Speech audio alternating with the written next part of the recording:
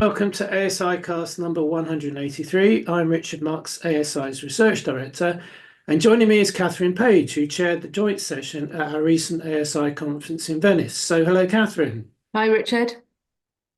Now, in today's podcast, we're going to break our usual format, and rather than me interviewing Catherine, we're going to jointly reflect on our main takeaways from the conference, which, as we're recording this, is just over 2 weeks ago. So hopefully it's fresh enough in our minds for us to remember what happened. So this will be more of a chat than an interview. If you weren't able to join us in Venice, then hopefully we can bring you up to speed on the main issues. And if you were in Venice, then let us know what you think we've missed or anything that you violently disagree with. So, Richard, one of the things that you do is a really rather wonderful scene setter when you take us through what you think will be the main issues and themes we'll be discussing. And you do this at the towards the beginning of the conference, so it was in my session. So in 5 minutes, you took us through a whole range of themes, and we thought it'd be quite nice to reflect on some of those. So I suppose a really good place to start would be some of the terminology, media terminology we use, and the potential for some of that to get quite confusing when used in different ways. You mentioned it this year, you mentioned it the year before, you probably mentioned it the year before that. So I suppose my question was, how did we do in the conference? Were we using confusing terminology, or is it getting any clearer? I think it is getting a bit clearer. I focused on two main different types of definitions. There's how we define and categorize the media that we're measuring, and then there's how we actually use media measurement terminology.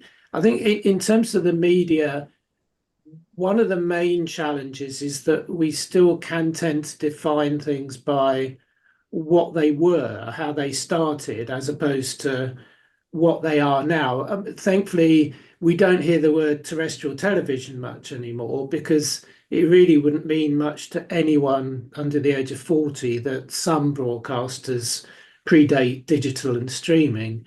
Um, but equally, the word broadcaster is still used quite a lot, and it makes sense. But as Glance mentioned in their presentation, the broadcasters are now acting as streamers, and the streamers are now acting as broadcasters. So I think we can get a bit too obsessed with categorizing stuff from where it came from as opposed to where it's going. But that's easier said than done because there's political reasons why some people will want to categorize certain types of media as implying that their legacy or the past. But generally, I think we are moving in the right direction on that. In terms of measurement definitions, I think there's still quite a lot up in the air. Impressions was one of the things I highlighted as still leaving me scratching my head. As in my mind, and I may be wrong, but an impression is the successful delivery of a stream or an advert to a device. Yeah, it's still up in the air at that stage whether the person watching it was the demographic that it was targeted to be from logins or whatever. And also, but it's still up in the air how many people were actually in front of that device if that device was a connected TV. And increasingly, the majority of video, certainly VOD, is being consumed on connected TV. So I think that still leaves me scratching my head when people talk about moving to impressions, because that to me almost seems like moving slightly further back from an audience to the building block from an audience. But I don't know what you think, but Yeah, no, I agree. I mean, we need building blocks, but I think it's being absolutely clear what those building blocks are. yeah, definitely. Now, in your session, we heard about a number of initiatives around standards, that in a panel that was hosted by Yannick Carrier of Médiamétrie. Some of those are being driven by regulation. Some of these are being driven by an acknowledged need for better international alignment. Where do you think the best place is? What's the best mechanism for taking these forwards, other than obviously discussing these at ASI every year, Yeah, of course? yeah. No, I mean, I thought this was such an important conversation to have.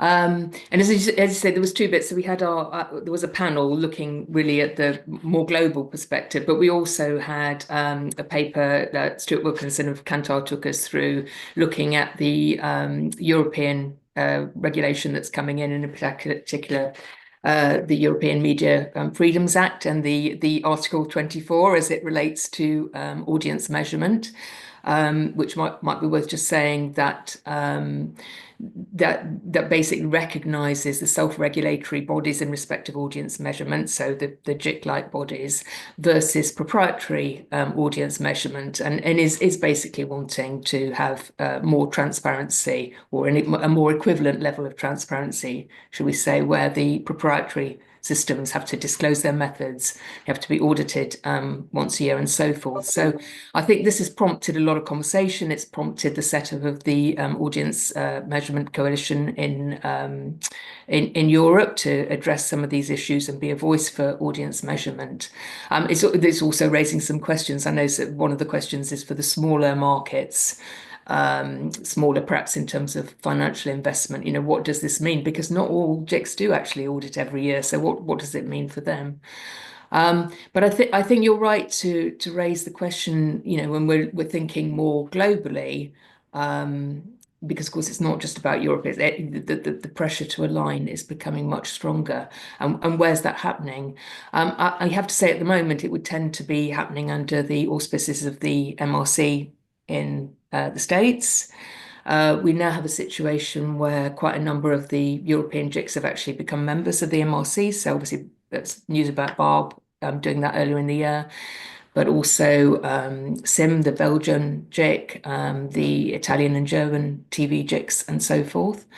But I think, I think it's worth, if the MRC is going to be where global standards are discussed, maybe we need to kind of have a more formal conversation about how that's going to work and the processes and protocols about that.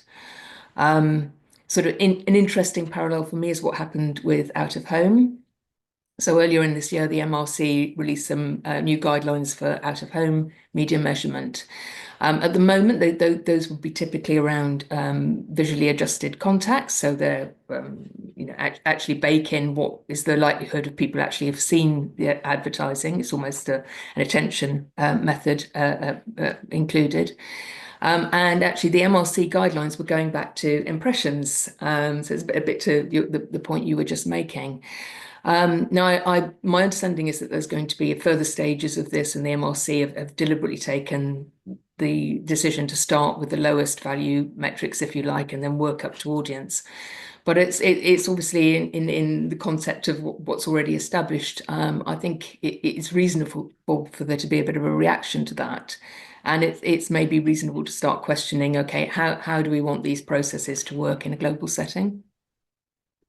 It's good. It's a really good point that when the MRC guidelines in that specific instance were published, was it acknowledged whether they were US guidelines or international guidelines? Yeah, I think this is exactly the sort of question we need to, have a bit more clarity on, because I'm not sure what the answer to that question is.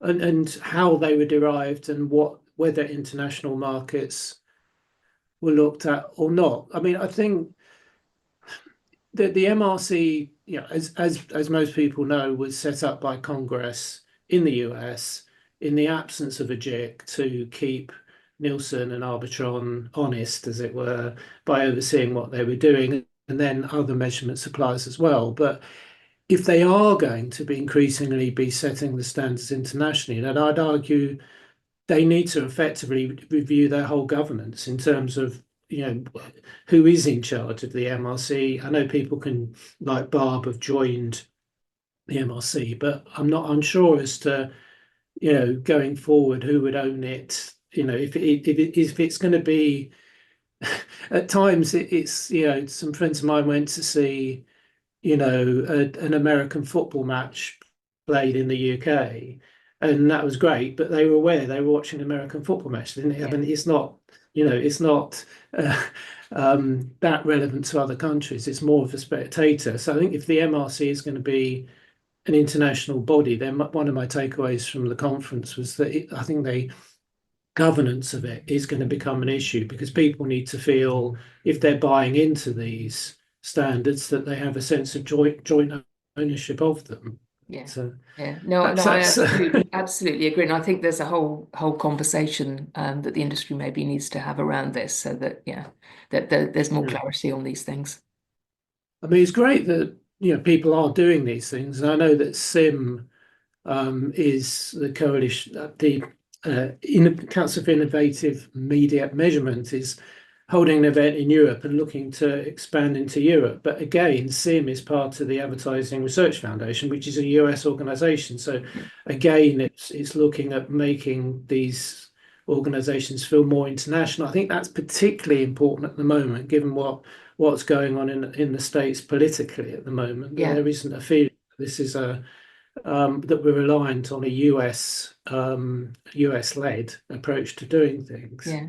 Yeah. So, I mean, it's great. I think that, the real positive is that these conversations are happening, but it's now, I think, perhaps moving on to greater clarity about representation and governance. Mm, So definitely. going back to your summary, Richard, I think another of the key things that comes up is the thorny issue of agreement on metrics. So I'm interested to hear your conclusions about where we got to, if anywhere, on that subject.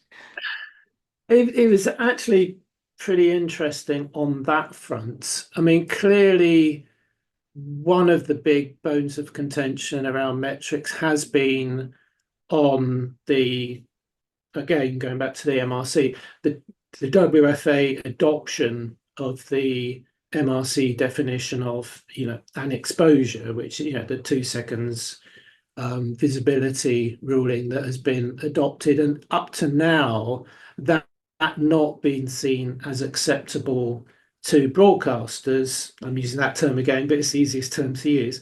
Who are largely the driving forces behind the international TV jigs, who were concerned that that was effectively too low a minimum, um, for the power of TV advertising to be correctly represented. Now, at the event, on the panel that we referenced earlier in your session, Justin from Barb did um, announce, I think that's the right phrase, but did reference that Barb were now going to move towards second by second measurement. And obviously, Barb have joined the MRC, so that the implication there is that they would be moving to a minimum 2 seconds definition as well. Now, that has subsequently been confirmed in some press articles, which I won't go into because those articles may soon be out of date, but there is a direction of travel in them.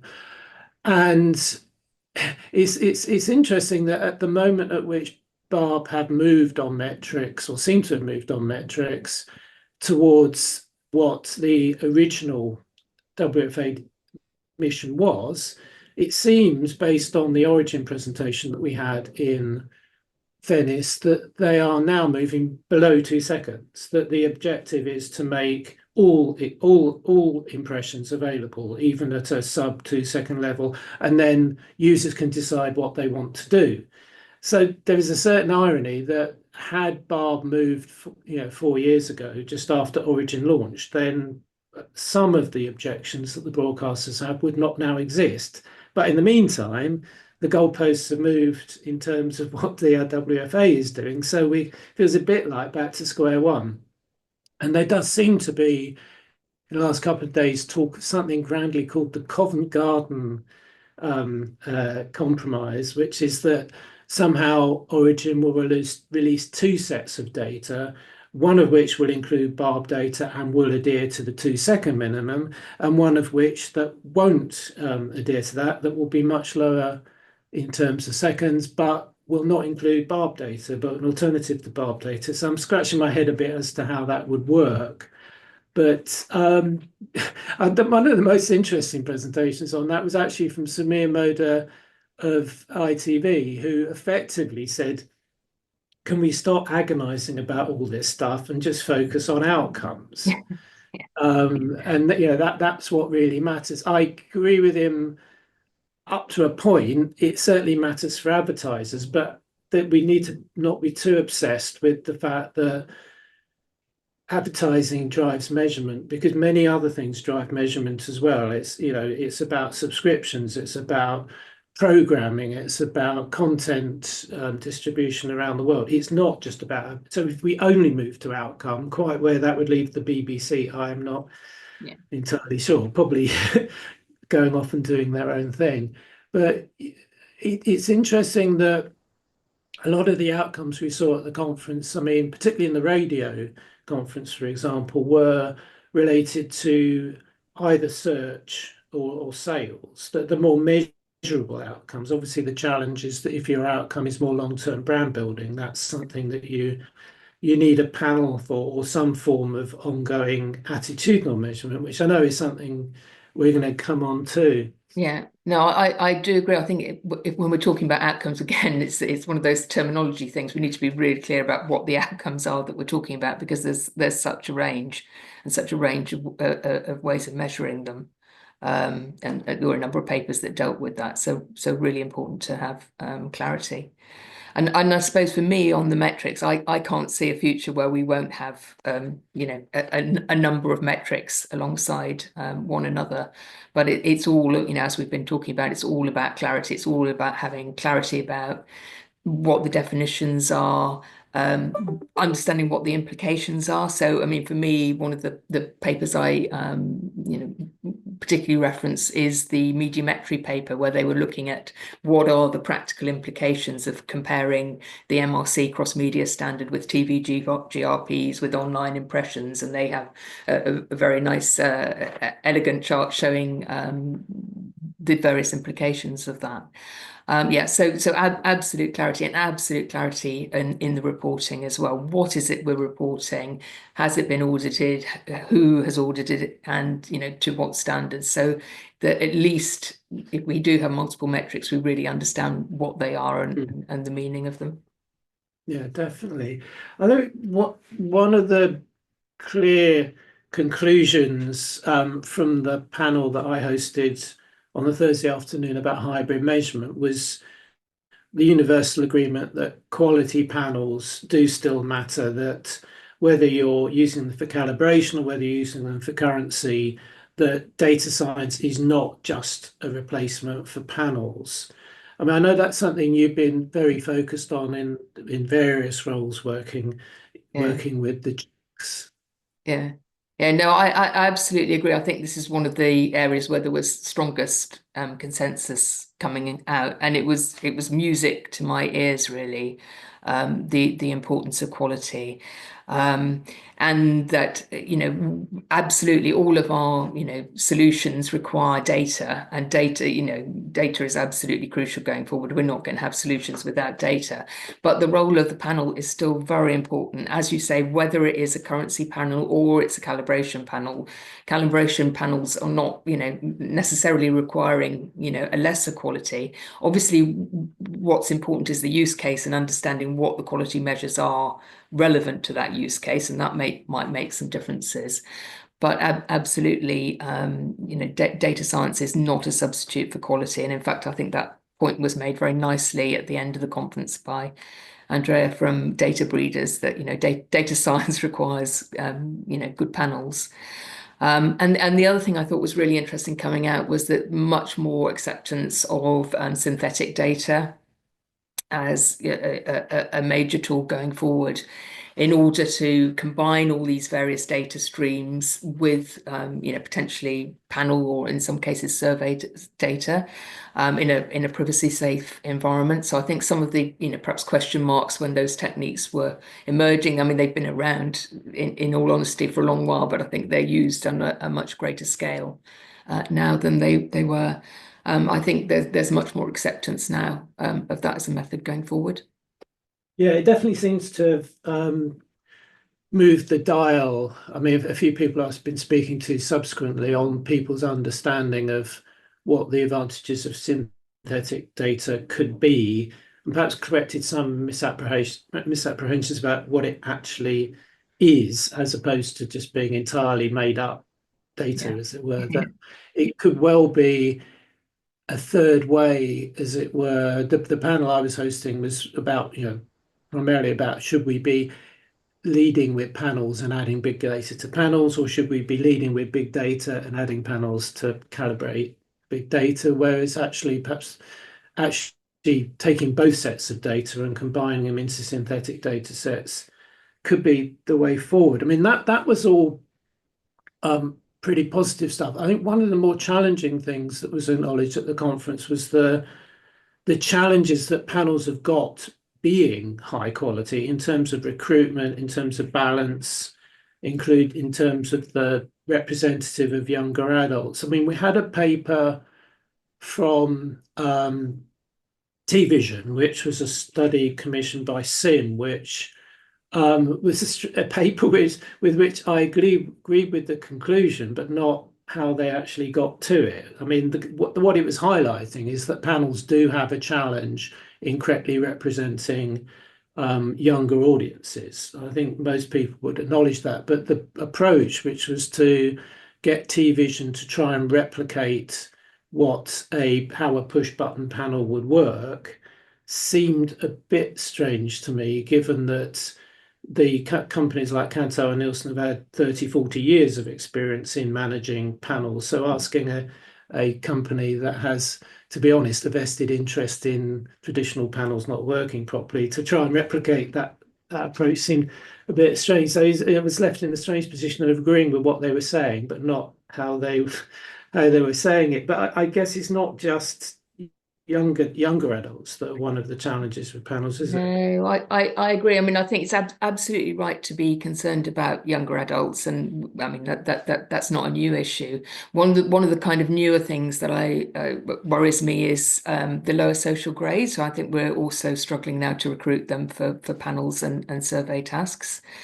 So I think generally we need much more attention to this, and particularly moving away from a kind of one size fits all approach. So one of the papers I particularly enjoyed was Jacob Wieland from Nielsen talking about different recruitment approaches and tailoring them to the particular situations, having different narratives for different types of respondent and so forth. And I think generally as an industry, we need to be, much more willing to have different strategies and vary our approaches. Definitely. So I suppose where would you say, obviously we've got progress on the panels front and synthetic data, but where else would you say that most progress is being made? I'd definitely say, and it was reflected in how we organised the conference this year, that the use of ad server data is definitely something where there is a lot of momentum at the moment. We actually had a whole session, not focused just on ad server, but how ad server data can be combined with panels and other data sources to actually move us on in terms of post-campaign evaluation systems. And Jeff Eales, who I think was the only presenter to do an a cappella presentation with no slides at all, Jeff Eales the Sky, did comment that he was really surprised at how much progress had been made, even just in the last year, in terms of what the various presentations we had from companies, Nielsen, Audience Project, Data Breeders, etc., were doing in terms of actually moving and taking that data. I think there are two challenges there. One is that I think we, ASI, would like to hear a lot more from the ad tech side of the business on that, the people who are actually involved in that. And secondly, we are entering a new world in which we're going to be increasingly reliant on other people's data. When in a world of panels, we could lovingly look after them like a farmer would tend its fields every day and water them and grow them and be carefully look after them. Whereas when you're reliant on APIs from other companies for whom, measurement understandably isn't the priority, suddenly either the data isn't there or something shifts and you don't realize it. So I think that's definitely one of the challenges going forward, is how to navigate that new world where we're as much auditing data that we're receiving as Yeah. we are creating it in the first place. Yeah. No, I think that's right, and I agree with you. I think the post evaluation tools was one really exciting area of development, and also kind of more holistic approach to the pre and post campaign analysis. So yeah, that definitely seemed to be going well. So what do you think looking forward? What do you think of the big priorities, the things that we will be talking about at next year's conference? Well, I mean, one thing that's really interesting to me is where we go next with Origin. Hmm. And I suppose particularly actually the cross media piece. So obviously the attention so far has been very much on cross-platform video. But it was one of the things that was talked about at the conference was that, the potentially other media would become part of Origin. And that raises all sorts of question marks. I mean, it's setting a lot of expectations running at the moment. It raises all sorts of question marks because, of course, there are different measurements to somehow incorporate. And so I think it would be really interesting to understand more about, what the actual time frame for that is, what's involved. I mean, there was some caveats expressed in terms of, we'll have to prioritize in terms of what's important to advertisers. So I think it would be really helpful to start understanding what the roadmap for that looks like. Yeah, definitely. I think Origin is obviously something that was unveiled at the ASI conference 5 years ago now in 2019 in Prague. And so it's something we've been keenly tracking and hope is going to succeed. I think one of my possible regrets about this year's event was that the papers from Origin and from YouTube were just before lunch, and we didn't really have that long a session to actually unpack some of the challenges and issues around that. I think obviously it's disappointing they don't have public data yet 5 years on. I think there have been understandable political issues, and I'm kind of reminded of the anecdote about a guy who is walking around a small village in Ireland looking a bit lost and goes up to one of the locals and says, "How do I get to Dublin?" And the local looks at him and says, "Well, I wouldn't start from here for one." And there's an element of that, I do think, in hindsight, with the WFA initiative, in that getting Google and Facebook on board first, effectively, and being seen rightly or wrongly subsequently by the broadcasters to be imposing a system on them.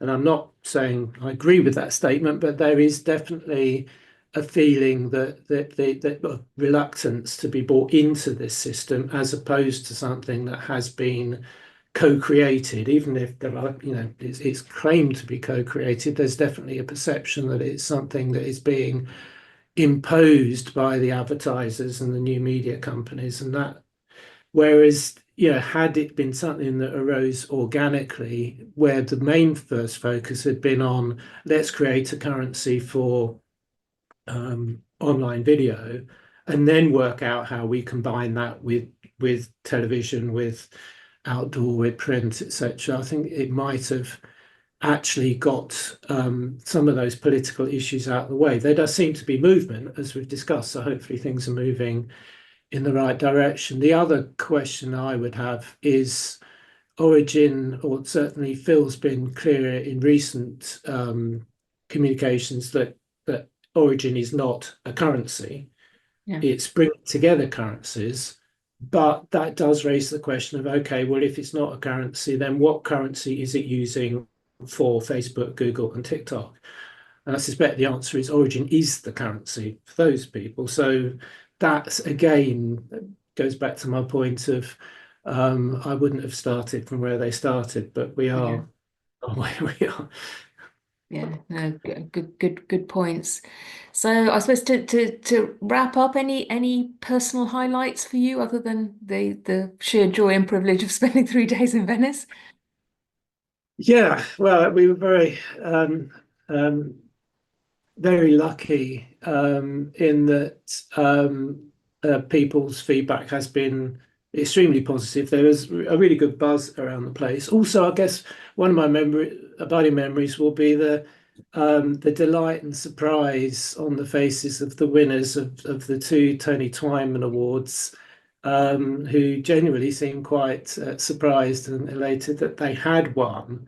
We'll be putting the video, I think we've already put the video up of the winning radio paper, which everyone can watch, which was about watermarking alongside audio matching, which was from Yvette van der Berg of NMO and Jerome Sharkvik of Ipsos. And then also we had the winning paper from the video session, which was the new measurement system bringing together broadcast VOD and social media in Singapore, which was presented by Giacomo Catanoso of GFK. And both of them seemed to be on stage long after the sessions had finished having their photographs taken. So they clearly were delighted to do that. So it was nice to bring a smile to their face, not least because they were really good papers. Yeah, and I think really, really good examples of some of the fantastic new systems that are being launched. So I agree. I mean, I think for me, I mean, one things I love is the ASI community, and it's there's quite a lot of people there, but we still have a real family feel with lots of networking and chatting and friendships. But also, I think it's worth just taking a moment to stand back and just acknowledge how much innovation there's been. I think John Watts from Sim actually talked about this, how much innovation we've had in the last 10 years, and I think absolutely, I agree with that. And the prize winners you've just talked about, I think, are some examples of that. So really great conference. Well, the videos of all the sessions have been made available to attendees at the conference, but we're going to be gradually releasing some of the papers and sessions over the next month or so. So keep an eye on the ASI LinkedIn feeds and the website. But in the meantime, thanks for joining me, Catherine. Oh, nice to see you.